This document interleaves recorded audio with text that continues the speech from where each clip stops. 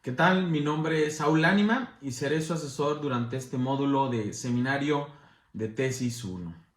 Y sin más preámbulo, pues vamos a entrar en materia, por lo que vamos a hablar un poco primero sobre el proyecto de investigación científica, definiendo primero el concepto.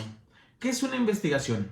Pues una investigación es realizar actividades intelectuales y experimentales de modo sistemático con el propósito de aumentar los conocimientos sobre una determinada materia. Esto sobre la investigación. ¿Pero qué es investigación científica?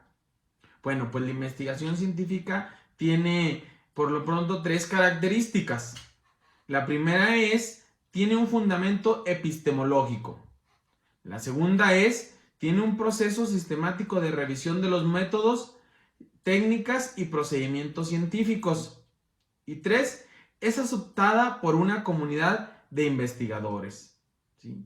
El investigador es aquel profesional con grado académico de licenciado, maestro o doctor dedicado al trabajo en la conceptualización o la creación de nuevos conocimientos, productos, procesos, métodos y sistemas correspondientes a la gestación de sus respectivos proyectos. Realizar actividad científica y tecnológica de investigación y de desarrollo experimental, que comprenden actividades sistemáticas estrechamente relacionadas con la producción, la promoción, la difusión y la aplicación de conocimientos científicos y técnicos en todas las áreas de ciencia, tecnología y demás áreas. ¿Sí? La innovación y desarrollo, ¿pero para qué? ¿No? El enfoque de investigación debe ser basado en el desarrollo e innovación y considera que es importante analizar el entorno determinado de acuerdo a los problemas reales. También se deben de presentar proyectos con el objetivo claramente definido, que tenga como propósito transformar el plano actual, permitir la transferencia del conocimiento obtenido de los proyectos involucrados, así como la integración de diversos sectores en equipos multidisciplinarios que permitan la renovación de ideas. ¿Sí? También existe una línea de investigación que es el eje ordenador de la actividad de investigación, que posee una base racional y que permite la integración y continuidad de los esfuerzos de una o más personas, equipos o instituciones comprometidas en el desarrollo del conocimiento. Y pueden ser en un ámbito específico, un área, una disciplina, una especialidad o una línea de investigación. El proceso de elaboración de un producto o servicio perteneciente a lo relativo del entendimiento. ¿Qué quiere decir con esto de producción intelectual? Pues viene ahí el desarrollo de textos para libros, para revistas, para artículos, presentaciones, apuntes de clase, materiales didácticos, trabajos semestrales o informes de proyectos. Todos estos pues son un gran bagaje de áreas a donde puede ir dirigido nuestra producción intelectual. ¿Sí? Es aquí donde habremos de presentar lo que nosotros hemos creado. Pero también debemos de entender a la investigación como un proceso eminentemente social. Ya como lo dice Klimovsky en 1995, el pensamiento es privativo de quien lo crea y solo se transforma en propiedad social si se comunica a través del lenguaje. O sea, que si nosotros no comunicamos esa área, esa parte que nosotros estamos investigando, pues perderá un gran sentido en su existencia, ya que si no lo comunicamos, pues nadie lo conocerá. En este sentido, es necesario considerar que nuestra forma de razonamiento debe ser aceptado por una comunidad de usuarios, por una comunidad de personas, por una comunidad de intelectuales. Es por eso que debemos de posicionarnos acerca de una paradigma, ¿no? Por ejemplo, el interés, que es explicar, controlar, predecir, pues va enfocado a emancipar, a criticar, a identificar el potencial del cambio, ¿sí? O si nuestra posición paradigmática, es ontológica, pues va a interpretarse hacia una construcción holística, divergente, múltiple. O si la posición es relación sujeto-objeto, pues habrá de enfocarse a una interrelación influida por factores subjetivos, relación influida fuertemente por un compromiso para el cambio. O si nuestra posición es de generalización, pues habrá de haber una hipótesis de trabajo en contexto, un tiempo dado, explicaciones, ideografías inductivas o centradas sobre diferencias. También, si nuestra posición va hacia la explicación casualidad, pues habrá una interacción de causas reales, temporales, procedimentales o simultáneas en base a la interacción de diversos factores. O por último, si nuestra posición es axiológica, pues va libre de valores. Valores dados influyen en la selección del problema, teoría, método, así como los valores influyen de manera muy precisa. Pero, ¿cómo se plantea un sustento filosófico? Pues primero se partirá de presentar la relación del pensamiento del investigador, relacionándolo a las posturas que sean más adecuadas al contexto en el que se desarrolla la investigación y la información existente sobre el campo de acción a ser investigado. O sea que habremos de conjuntar varios aspectos, ¿no? La relación del pensamiento de yo como investigador, qué es lo que deseo hacer, cómo deseo hacerlo, qué es lo que quiero hacer, ¿no? Y luego relacionarla con un contexto específico, ¿no? Si estoy hablando de investigación sobre animales, pues obviamente será muy difícil que las llevemos a cabo en una parte industrializada en nuestra ciudad, ¿no? Aparte que debemos de aunarle esa información previa que ya existe sobre lo que vamos a investigar. Entonces son tres elementos, que es el pensamiento investigador, el contexto y la información que existe, ¿no? También habremos de posicionar al investigador desde una trinchera, ¿no? Y esta trinchera pues es la capacidad de observación y cuestionamiento, la amplitud y pensamiento analítico y crítico, paciencia y tenacidad, creatividad y sobre todo ética en la investigación. ¿Y por qué digo sobre todo? Porque pues es muy importante la ética, ¿no? Hay muchas formas de desviarnos de este camino ético y profesional, ¿no? Entonces habrá que tener muy presente ese punto. Enseguida pues vamos a ver producto contra proceso. ¿Qué quiere decir esto de producto contra proceso? Pues es la posición epistemológica del investigador, que equivale, por ejemplo, al estilo arquitectónico, ¿no? Si ponemos o seguimos en este ejemplo, pues si yo soy un arquitecto muy vanguardista, muy, perdón, muy de esta época, pues habré de hacer trazos muy arriesgados, columnas muy intensas, por así decirlo, ¿no? Y lo mismo pasará con la posición epistemológica, ¿no? Si soy de un corte más positivista, pues habré de plantear aspectos y habré de plantear conceptos más abocados al positivismo, ¿no? Aquí es donde dice la posición epistemológica del autor. Así como también el perfil del cual estamos hablando, pues equivale a la creación de planos, por ejemplo, de la casa, como lo que decíamos, ¿no? Si yo soy muy vanguardista, pues habré de hacer trazos muy extravagantes, ¿no?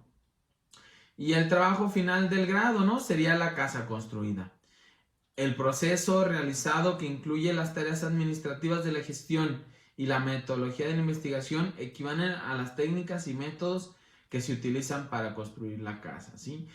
¿Cuál es el producto que vamos a tener y cuál es el proceso que estamos llevando en base a lo que ya dijimos, a mi posicionamiento como arquitecto, a mi posicionamiento como investigador, y cuál va a ser el producto, ¿no? En el contexto donde va a estar esta casa, el contexto donde habré de aterrizar mi proyecto, ¿no?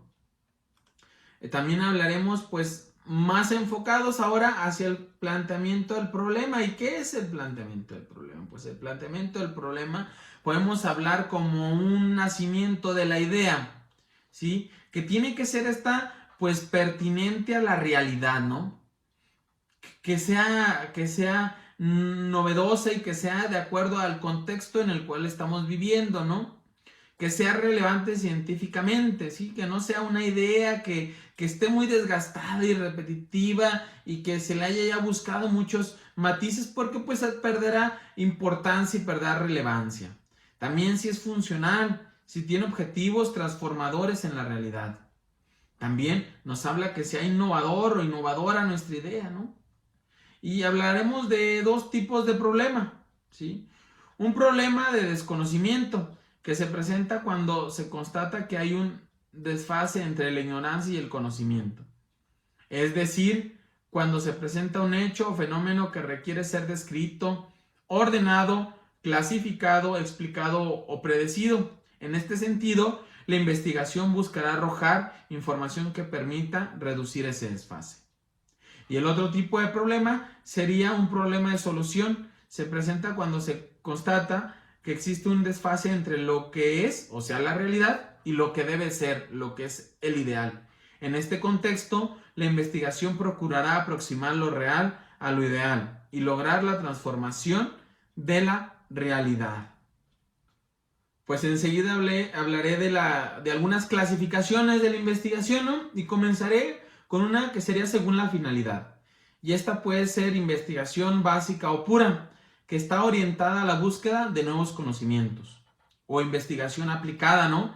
Que es la finalidad, es la resolución de resolver problemas prácticos, inéditos, en orden a transformar las condiciones del acto productivo y a mejorar la calidad de un producto, ¿no? También tenemos según el enlace temporal, que este enlace puede ser transversal, seccional o sincrónico en su primer parte, o longitudinal o diacrónico en su segunda parte. Pero vamos a ver el primero, que es el transversal, que nos habla que estudia aspectos del desarrollo de los sujetos en un momento dado. Por ejemplo, el nivel de productividad de los trabajadores de un servicio. Y luego vendría el longitudinal, que estudia un aspecto de desarrollo de los sujetos en distintos momentos o niveles de edad. Por ejemplo, nivel de productividad según la experiencia acumulada en un lapso de 5 años. ¿Sí? También nos habla según la profundidad o alcance de la investigación, ¿no? Que esta puede ser exploratoria, que tiene un carácter provisional. Puede ser descriptiva, la cual tiene como objeto la descripción de los fenómenos, como lo puede ser un perfil de un docente, ¿no? O explicativa, que su objetivo es la explicación de los fenómenos. Por ejemplo, los bajos niveles de la utilización de la teoría en las decisiones al aplicar cierta estrategia didáctica, por ejemplo. O experimental, que estudia las relaciones de causalidad utilizando la manipulación activa de los fenómenos. ¿Qué quiere decir esto? Pues un ejemplo sería la influencia de los incentivos económicos y no económicos en el rendimiento laboral. Sí, ¿qué estoy metiendo, qué estoy jalando para obtener determinada alcance o determinada profundidad en la causalidad de diversos fenómenos? Otro puede ser según el carácter de la medición, ¿sí? Que puede ser que van a ver ustedes más adelante en las presentaciones de PowerPoint, verán pues el enfoque cuantitativo, el enfoque cualitativo y por ahí también el enfoque mixto, ¿sí? ¿Y a qué se refiere, perdón, el enfoque cuantitativo? Pues se centra en los aspectos observables y susceptibles de cuantificación de los fenómenos. Utiliza la metodología empírico-analítica y se sirve de pruebas estadísticas para el análisis de datos. Es un método tradicional. Por ejemplo, niveles de competitividad de los empresarios. Cuantitativa, su nombre nos lo está refiriendo, ¿no? Se refiere a los cuantos, a la investigación basada en datos duros y crudos y que son perfectamente analizables y medibles, por decirlo, hasta en gráficas, ¿sí? Y luego vendría el enfoque cualitativo, y este es el que estudia los significados de las acciones humanas y de la vida social. Utiliza una metodología interpretativa, investigación, acción o participativa. Ejemplo, las actitudes raciales que prevalecen en cierto centro escolar, ¿sí? Entonces, nos habla de las cualidades, de las formas de ser de determinadas personas. Entonces, será un poco más complejo hacer una medición tan precisa con punto y coma como lo permite la cuantitativa. Claro que en base a lo que nuestra investigación tiene como objetivo, pues habremos de nosotros escoger el enfoque que más se nos adecue al objetivo de nuestra investigación. Y por último viene la mixta, que es inductiva y deductiva, es donde podríamos decir de alguna manera más sencilla y más burda, es donde se mezclan estas dos partes, lo que es el cuantitativo y el cualitativo, para enriquecer un trabajo que así lo refiere, ¿no? Y tenemos también diversos tipos de investigación, como pueden ser los de alcance, que podría ser una investigación exploratoria, descriptiva, correlacional. Otras clasificaciones pues pueden ser una investigación histórica, una experimental, de caso, de mercado, evaluativa, de acción participativa, etnográfica, ¿no? O de relación con la realidad, ya sea diagnóstica o proyectiva. También el enfoque, como ya vimos, puede ser cuantitativo, cualitativo, mixto, y el método pues puede ser hipotético, deductivo o inductivo. La finalidad podrá ser aplicada o básica, y como ya vimos, pues lo temporal puede ser transversal o longitudinal, ¿sí? Pero bueno, vamos entrando ya un poquito más en materia, ¿sí? Vamos a hablar de una investigación preliminar ya para irnos cerrando un poco más. ¿Y qué es la investigación preliminar? Pues no es más que la revisión del material escrito en referencia al tema que hemos elegido. Es decir, consiste en la búsqueda y lectura de libros, revistas, publicaciones, páginas en internet, artículos que hacen referencia a nuestra temática elegida. Para esta recolección de información hay diferentes métodos. Por ejemplo, las fichas de resumen, ¿no?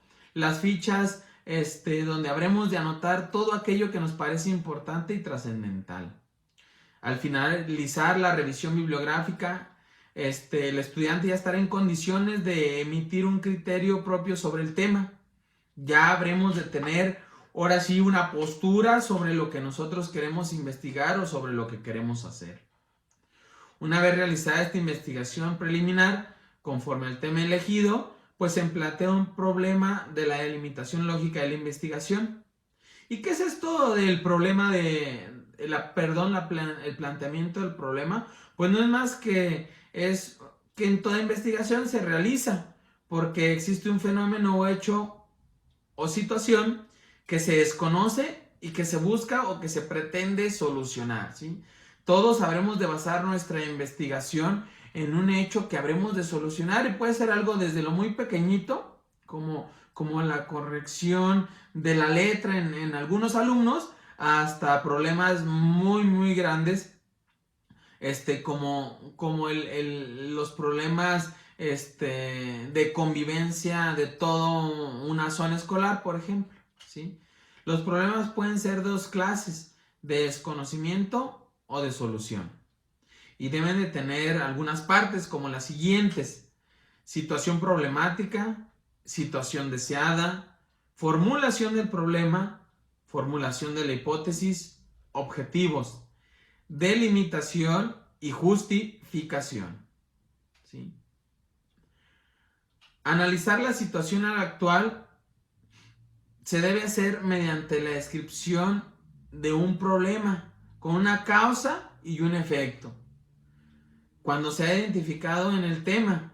Así después se trata de explicar lo que está pasando frente a la situación deseada. También se debe dejar claro que existe la necesidad de hacer un proyecto de actualidad y pertinente, ¿sí? Cuando ya he planteado yo esta situación y veo que en realidad es un problema, pues tengo que hacer un proyecto, ¿no? Puede ser para analizarlo o para darle solución. Y tiene que ser de actualidad y pertinencia, que vaya a servir para algo y que sea del momento en el contexto en el cual se está llevando a cabo este proyecto, ¿sí? También se debe de plantear una situación deseada. ¿Qué es lo que se espera lograr con el proyecto de investigación? ¿Cómo se visualiza el entorno real con la realización del mismo? ¿Sí? También se debe hacer una formulación del problema. En cuanto a la formulación, se debe de hacer lo siguiente: se deben de hacer preguntas, ¿sí? La o las variables que se requieren ser descritas o explicadas, los sujetos sobre los cuales se realizará la investigación, los quiénes, antes veíamos el qué, el ámbito espacial en el que se desarrollará, el dónde, y el ámbito espacial donde se desarrollará el estudio, el cuándo, ¿sí? Después vendrá una delimitación. La investigación preliminar o exploratoria nos brindará el material suficiente en lo que a la delimitación se refiere. Se pueden tomar las siguientes pautas. Por ejemplo, una delimitación temporal que consiste en estudiar los fenómenos elegidos solamente dentro de un rango de tiempo que pueden ser años, décadas, meses o días, según nuestra tendencia de la investigación. También se tiene que hacer una delimitación espacial que consiste en ubicar la investigación en una región o área geográfica, ¿sí? Si nuestra va a ser en cierta escuela, en cierta colonia, en cierta ciudad, en cierto país, ¿no? Y así como una delimitación sustantiva que se refiere a que se toma un tema muy amplio y se reduce en subtemas más pequeños. Si es necesario, se produce análogamente hasta donde el investigador desea lo necesario, ¿sí? Puede ser un tema grandísimo, ¿no? Y podríamos poner el ejemplo animales, ¿no? Pero podemos irlo reduciendo a animales terrestres. Y de esos animales terrestres que viven en África. Y animales terrestres que viven en África en la sabana. Entonces, nosotros habremos de reducir esta delimitación según nosotros lo consideremos. También hablemos de plantear objetivos, los cuales pueden ser generales y específicos, ¿sí? Entonces, vamos a ver dónde estamos, ¿sí? El tema está perfectamente delimitado y un problema profundamente bien formulado que articule la teoría con la investigación, ¿sí? También haremos afirmaciones sólidas, argumentadas, que deben de tener una coherencia lógica interna y un referente con la realidad. Explicaciones y afirmaciones de un producto sostenido. Manejo de un marco teórico fuerte y firme, así como conocer el estado sobre la temática. Articular la relación recíproca entre la investigación y la teoría.